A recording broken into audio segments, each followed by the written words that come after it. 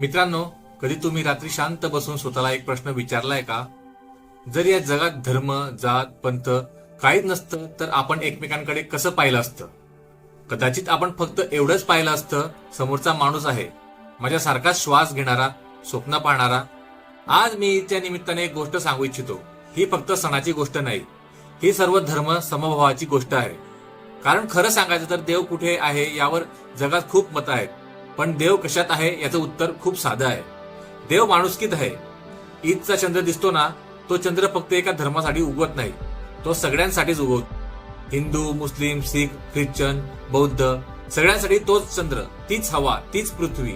मग आपण इतके वेगळे का वाटतो? कधी कधी मला असं वाटतं आपण धर्माला समजून घेत नाहीत. आपण फक्त त्यांचं नाव घेतो. पण प्रत्येक धर्माचा मूळ संदेश काय आहे माहिती आहे का? प्रेम करा, दया ठेवा आणि इतरांचा आदर करा. ईदच्या दिवशी जेव्हा नमाज संपते तेव्हा लोक एकमेकांना मिठी मारतात. त्या मिठीत एक खूप मोठा संदेश लपलेला असतो. तू माझ्यासारखाच आहेस, आपण वेगळे नाही. पण जर आपण खरंच प्रामाणिकपणे स्वतःकडे पाहिलं तर कधी कधी आपण नकळत भिंती उभ्या करतो. नाव ऐकलं की मत बनवतो, धर्म ऐकला की अंतर ठेवतो.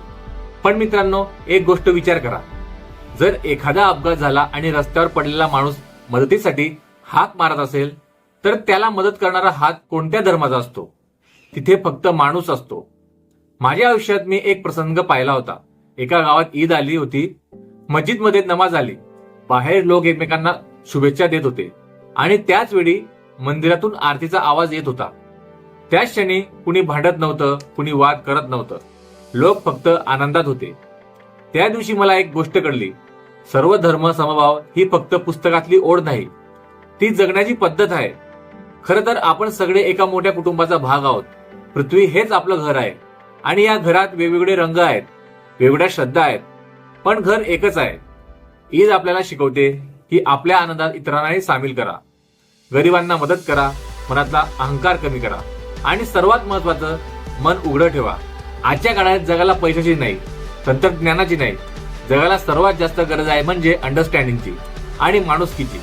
जर आपण आपल्या मुलांना फक्त एवढं शिकवलं की प्रत्येक धर्माचा आदर कर, कारण प्रत्येक धर्म माणसाला चांगलं बनवायला शिकवतो, तर पुढची पिढी नक्कीच अधिक सुंदर जग तयार करेल.